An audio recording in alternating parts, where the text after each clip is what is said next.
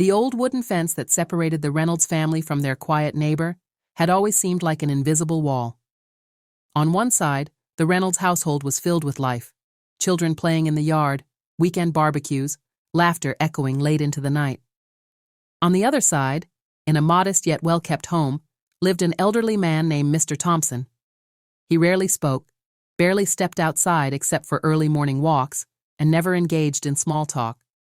Most of the neighborhood had long stopped wondering about him, dismissing him as just another lonely old man with nothing interesting to offer.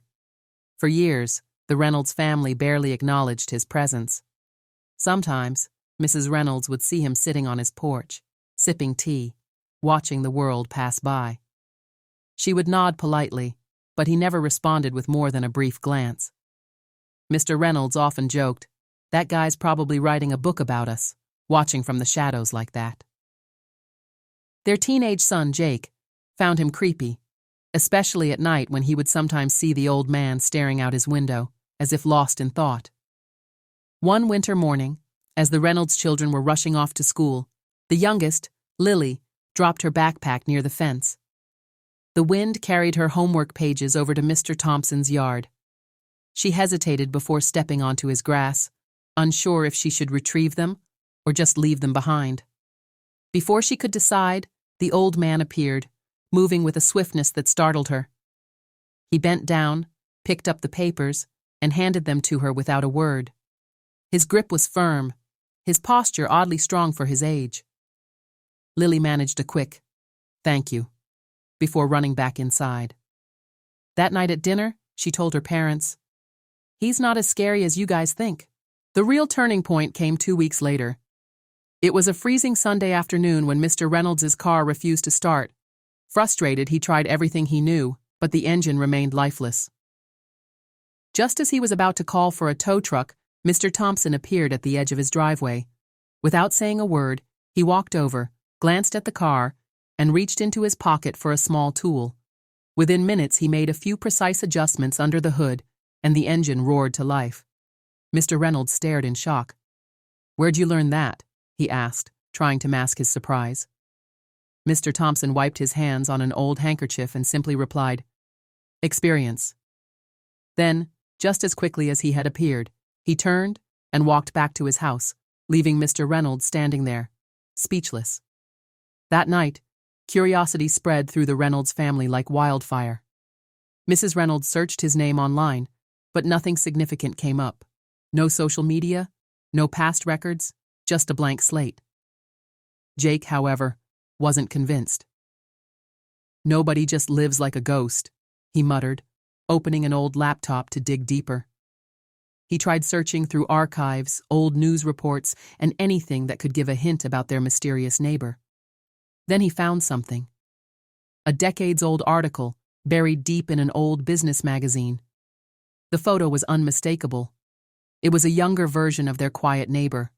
Same piercing eyes, same strong posture. But the name below it was not Mr. Thompson. It was something entirely different. And the headline? "The man who built an empire, then walked away overnight." Jake's heart pounded as he stared at the screen. He read the article once, then again, unable to believe what he was seeing. Their quiet, almost invisible neighbor wasn't just some ordinary old man. He was once a billionaire. Not just any billionaire, but the founder of a financial empire that had shaken Wall Street decades ago. The article described him as a genius investor, a man who had built an unstoppable empire, only to vanish overnight without a trace. No scandals, no legal trouble, just complete disappearance. Jake could hardly breathe as he whispered, "Mom, Dad, you need to see this." Mr. and Mrs. Reynolds leaned over, their eyes widening in disbelief as they read through the story. The article mentioned a name, Jonathan Whitmore, not Mr. Thompson. Not the quiet, strange man they had ignored for years, but Jonathan Whitmore, the man who had once controlled billions and then vanished without a trace. How is this even possible?" Mrs. Reynolds murmured. "We've lived next to a billionaire this whole time?" Mr. Reynolds muttered, shaking his head. "And we never knew?" Jake kept scrolling, scanning every detail. The article speculated about why Jonathan Whitmore had disappeared. Some believed he had faked his own death. Others thought he had gone into hiding after discovering something dangerous in the financial world. But none of the theories explained why he would end up in their quiet neighborhood, living like an ordinary man. "We need to talk to him," Jake said suddenly. Mr. Reynolds frowned. "And say what?" "Hey, we just found out you used to be one of the richest men on the planet. Mind telling us why you're pretending to be a nobody?" But curiosity had already taken hold. The next afternoon, Mr. Reynolds decided to take a different approach. He saw Mr. Thompson, Jonathan Whitmore, standing outside, brushing the snow off his porch. Taking a deep breath, he walked over. "Morning," he said casually. The old man looked up, nodding briefly. "Morning." For the first time, Mr. Reynolds didn't rush back inside. Instead, he leaned against the fence. "Wanted to thank you again for fixing the car the other day. Never seen someone work that fast before." Mr. Thompson, no, Jonathan, gave the slightest smile. "Old habit." "You were in finance, weren't you?" Mr. Reynolds asked, testing the waters. The old man's expression didn't change, but something in his eyes did. A flicker of something, calculation, awareness. But instead of answering, he simply asked, "Why do you think that?" Mr. Reynolds hesitated, but before he could speak, Mr. Thompson, or Jonathan, sighed and looked off into the distance. "People always want to know why I walked away," he murmured. "They think there's some grand mystery, but sometimes walking away is the only way to survive." The words hung in the air, heavy with unspoken truth. Just then, a sleek black car turned onto their quiet street, moving slowly, deliberately. Jonathan's entire posture shifted. His grip on the porch railing tightened, his eyes sharp and focused. It was the first time Mr. Reynolds had ever seen him look afraid. And that's when he realized, whatever Jonathan Whitmore had left behind, it hadn't forgotten him. Mr. Reynolds followed Jonathan's gaze, his stomach twisting as he watched the black car glide down their quiet street. The windows were tinted, the kind that didn't just block sunlight, they hid intentions. It moved slowly, like a predator scanning for weakness. Jonathan's entire demeanor changed. His usual quiet, detached presence was gone. His jaw tightened, his breathing slowed, and his eyes stayed locked on the car as if he were calculating something, measuring time, distance, risk. Then, in a voice lower than a whisper, he said, "Go inside." "Now." Mr. Reynolds hesitated. "Who are they?" Jonathan didn't look away. "Not the kind of people you want to meet." The word sent a chill down Mr. Reynolds' spine. He had never seen his neighbor like this. The quiet man who never spoke much, never interfered, was now radiating something entirely different. Danger. Mrs. Reynolds, watching from the window, saw the change too. She pulled Lily and Jake away from the curtains, panic rising in her throat. Something's wrong. The car slowed even more as it reached Jonathan's house. It idled for a moment, the engine a low growl in the winter air. Then, the back window rolled down just a crack. Jonathan exhaled through his nose, barely moving his lips as he muttered, "Stay calm. Don't react." A voice from inside the car called out, smooth but unsettling, "It's been a long time, Whitmore." Mr. Reynolds's breath hitched. They knew. Jonathan didn't respond. He just stood there, still as stone. The voice continued, "You left a lot behind. Loose ends don't just disappear." Jonathan's fingers flexed slightly against the porch railing. He wasn't scared. He was preparing. Mr. Reynolds felt like he was standing in the middle of something much bigger than he could comprehend. The car lingered for another second. Then, without another word, it slowly rolled forward and disappeared around the corner. Jonathan let out a breath and finally turned to Mr. Reynolds. "Whatever you think you know, forget it." He started walking back toward his house, but Mr. Reynolds wasn't letting it go that easily. "Who were they?" he demanded. "And what the hell have you gotten yourself into?" Jonathan paused at his door. He didn't turn around, but his voice was quieter now. I didn't get into anything. I got out. And with that, he disappeared inside, leaving Mr. Reynolds standing there, his mind spinning. Inside the house, Jake whispered, "Dad, we just saw a billionaire get threatened on our street." But Mr. Reynolds had an even worse thought.